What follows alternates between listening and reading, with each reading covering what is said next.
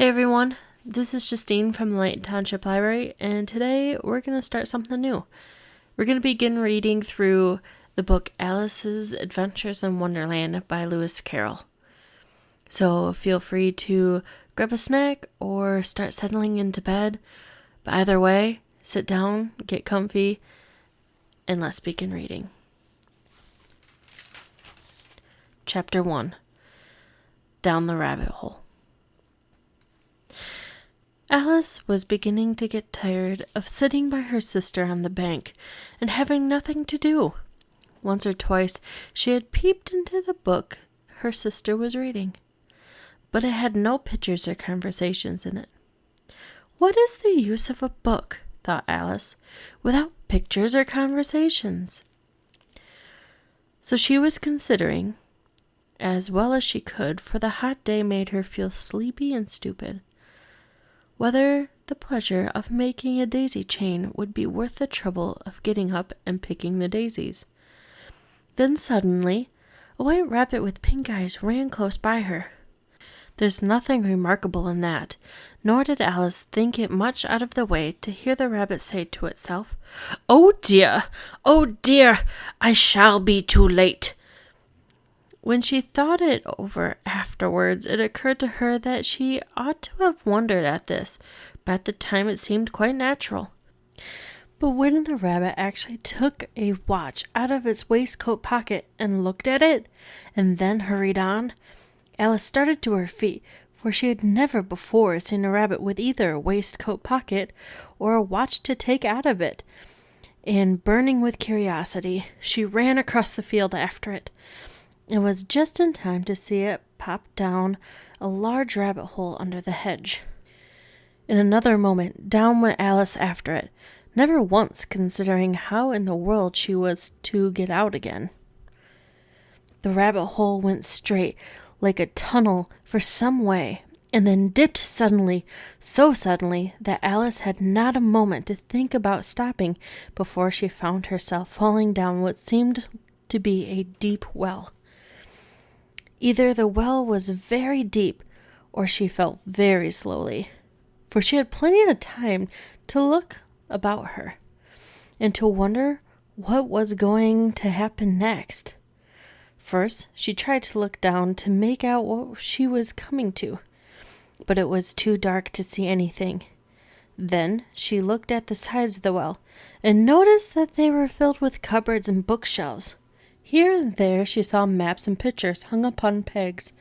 She took down a jar from one of the shelves as she passed. It was labeled orange marmalade, but to her great disappointment it was empty. She did not like to drop the jar for fear of killing someone underneath, so managed to put it on one of the cupboards as she fell past it.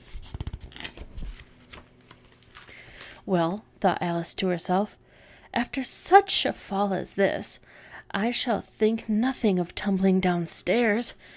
How brave they'll all think of me at home. Why wouldn't I say anything about it, even if I fell off the top of the house? Which was very likely true. Down, down, down. Would the fall never end? I wonder how many miles I've fallen by this time, she said aloud. I must be getting somewhere near the center of the earth. Let me see. That would be 4,000 miles down, I think. For you see, Alice had learnt several things of this sort in the schoolroom, and though this was not a very good opportunity for showing off her knowledge, as there was no one to listen to her, still it was good practice to say it over.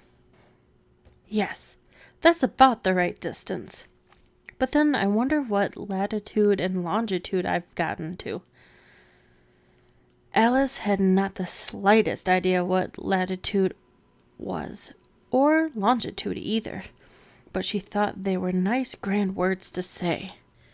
Presently she began again. I wonder if I should fall right through the earth.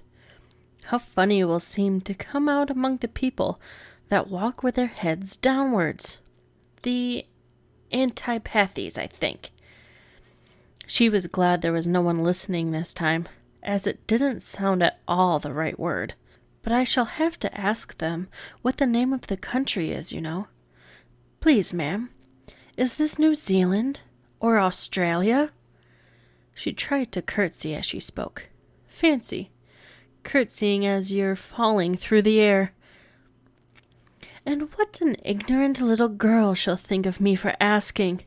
No, it'll never do to ask. Perhaps I shall see it written up somewhere. Down, down, down. There was nothing else to do, so Alice began talking again. "Dinah will miss me tonight, I should think." Dinah was the cat.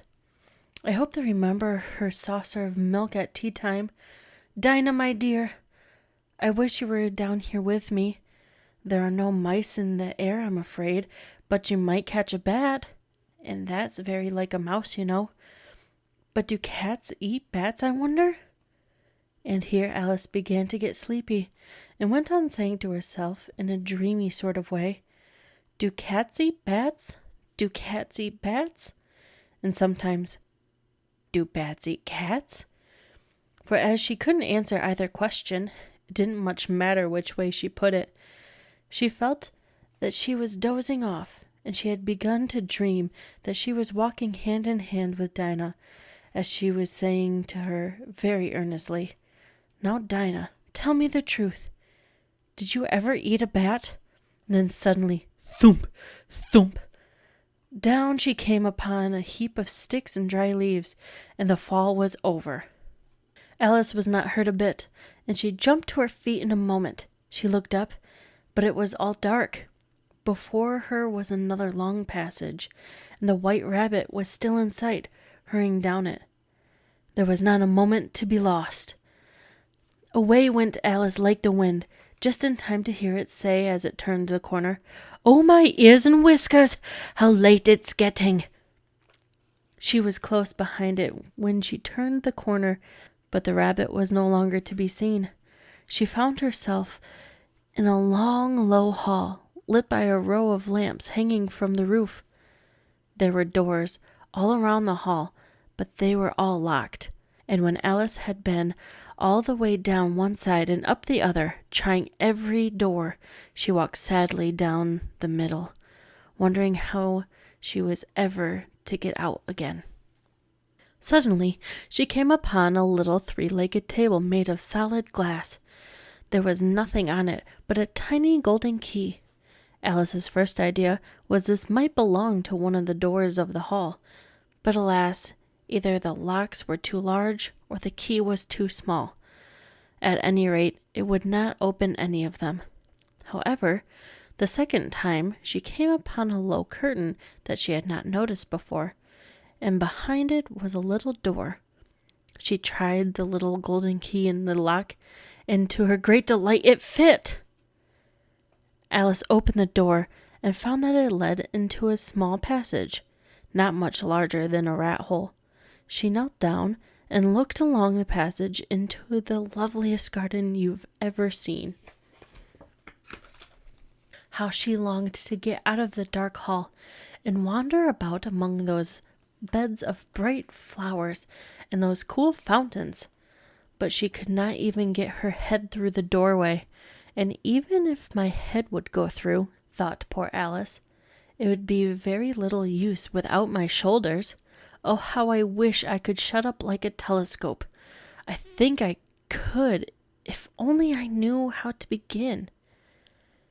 It seemed to be no use in waiting by the little door, so she went back to the table, half hoping she might find another key, or at any rate a book of rules for shutting people up like telescopes. This time she found a little bottle, which certainly was not here before, said Alice. Tied around the neck of the bottle was a paper label with the words, "Drink me," beautifully printed on it in large letters. It was very well to say, "Drink me," but the wise little Alice was not going to do that in a hurry. "No, I'll look first," she said, "and see whether it's marked poison or not," for she had read several nice little stories about children who'd gotten burnt or eaten up by wild beasts or other unpleasant things, all because they would not remember the simple rules their friends had taught them, such as that a red-hot poker will burn you if you hold it too long, or that if you cut your finger with a knife, it usually bleeds. And she had never forgotten that if you drink from a bottle marked poison, it is almost certain to disagree with you.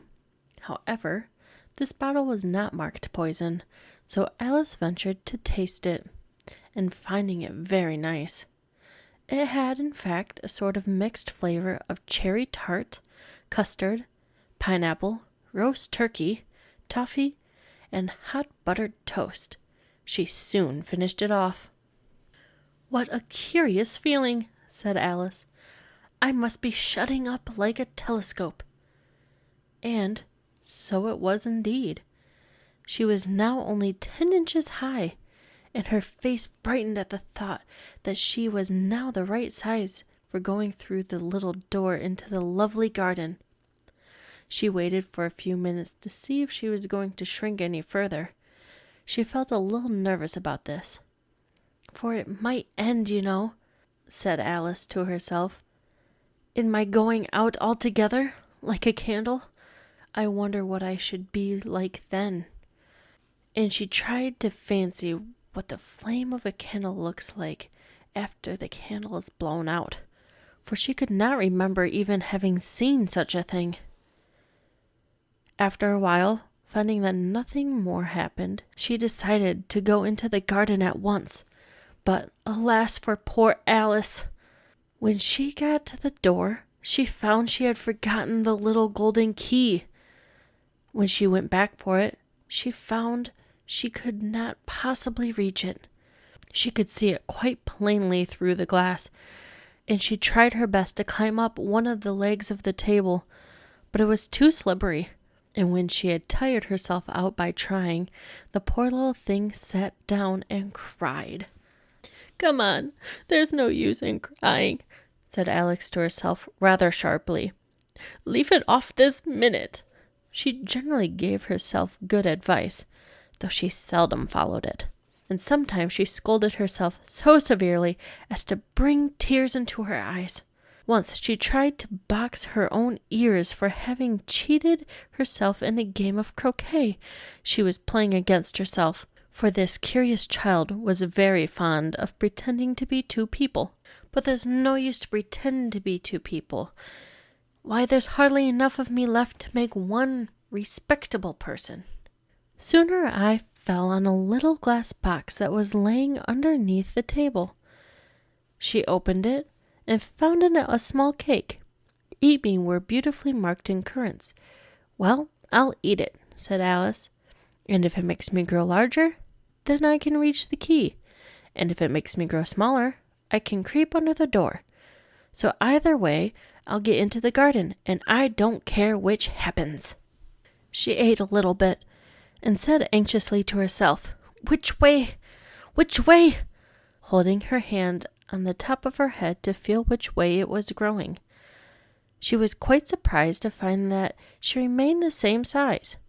To be sure, this is what generally happens when one eats cake, but Alice had gotten so much into the way of expecting nothing but out-of-the-way things to happen that it seemed quite dull and stupid for life to go on in a common way.